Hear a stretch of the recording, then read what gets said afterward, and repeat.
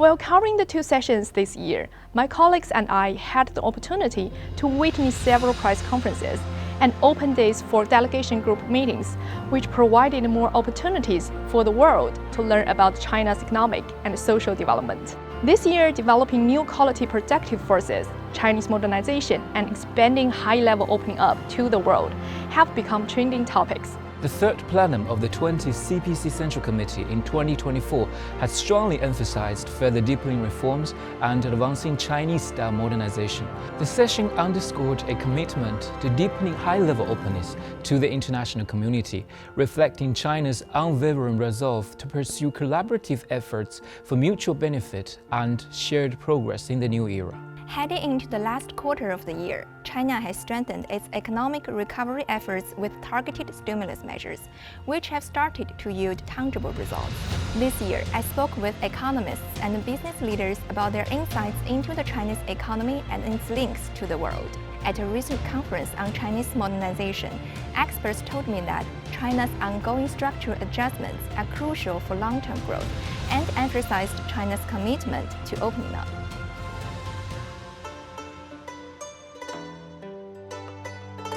In our series of street interviews on China's visa-free transit policy, we were surprised to find that many inconveniences for foreign tourists, such as digital payments, ticket reservations, and taxi bookings, have gradually been resolved. The China travel trend is booming on the internet, with more tourists exploring the country's smaller cities and enjoying unique experiences. At the 2024 China International Import Expo, I experienced the energy of global collaboration and China's commitment to connecting with the world. As I explored the vibrant pavilions, I saw more than just products, but witnessed shared visions for a sustainable future. Each booth, from innovative green tech to unique agricultural treasures, told a story of creativity and potential. It really felt like the world was coming together, one meaningful connection at a time. When I was in Hainan this year attending the Boao Forum for Asia, I saw the keyword opening up continuously mentioned across various discussions. And during this time, I truly felt the development of the Hainan Free Trade Port. Today, as a named card in the new era, the Hainan Free Trade Port has become a new frontier for China's institutional opening up, a new promising place for mutually beneficial regional cooperation, and a new powerhouse for economic globalization.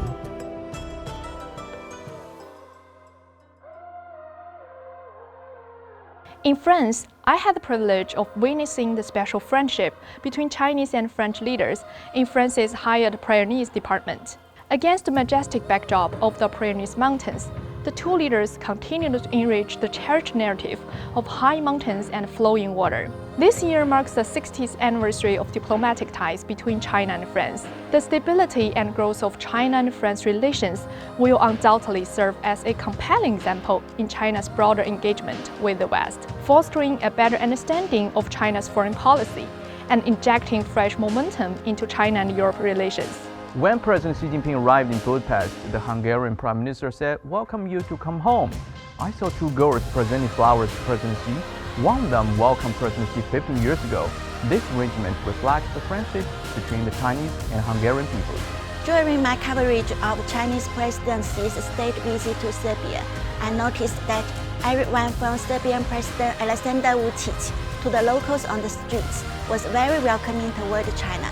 What impressed me most was the scene at the welcoming ceremony, where some 15,000 people cheered China-Serbia in front of the palace.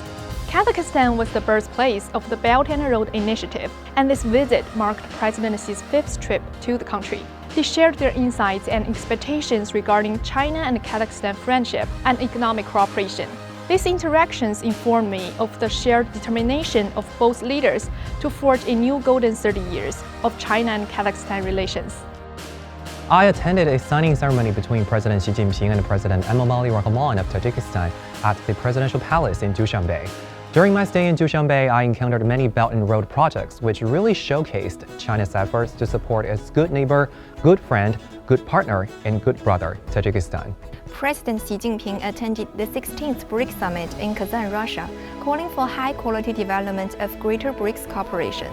Reporting on the summit in Kazan, I chatted with attendees from the Global South.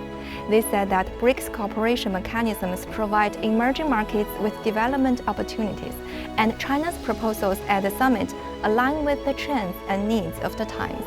As a documentary filmmaker, on the eve of Forum on China-Africa Cooperation, I went to Africa to shoot a documentary. There, I met Dr. Haji, who has been working with the Chinese medical team in Zanzibar since 1970. He said, "I will never forget China in my life." This year marks the 60th anniversary of China-Tanzania diplomatic ties. We truly felt the weight of this friendship. In Peru, China's neighbor across the Pacific, I felt the profound historical connection between our peoples and the mutual enrichment of our civilizations. Walking through the streets of Lima, locals often greet me warmly, affectionately, calling me paisano, which means a fellow countryman in Spanish. Whenever I mention Port Chancay, they respond with a thumbs-up gesture. As economic, trade, and cultural exchanges between China and Peru continue to deepen, the bond between our peoples grows ever stronger. In Rio de Janeiro, the Brazilian people I met were as vibrant and sunny as the city. Even without speaking Portuguese, the locals were very open to communication. They were excited to see their culture introduced to China and eager to see what the two countries could achieve in the next 50 golden years of friendship. After 19 unforgettable days and nights, my colleagues and I wrapped up our coverage of the Paris 2024 Olympics. To my surprise, the excitement of the gold medals, the moving moments, and the stories behind them haven't faded. Instead, they've taken root in my mind as symbols of competition, cooperation, and sportsmanship. China's pace of space launches has been accelerating. These groundbreaking missions have transformed the way we study and understand our home planet. Our greatest hopes lie in the pursuit of new horizons. That's why we must keep pushing further. It's been nearly 2 months since my journey to Antarctic began. Up next, I'm heading to China's Changchun Station. Along the way, I've witnessed the stunning beauty of the polar region and felt the unwavering passion of researchers dedicated to science. Over the next 100 days, I look forward to experiencing even more incredible moments. May we all find the courage to venture into the unknown and embrace the unexpected.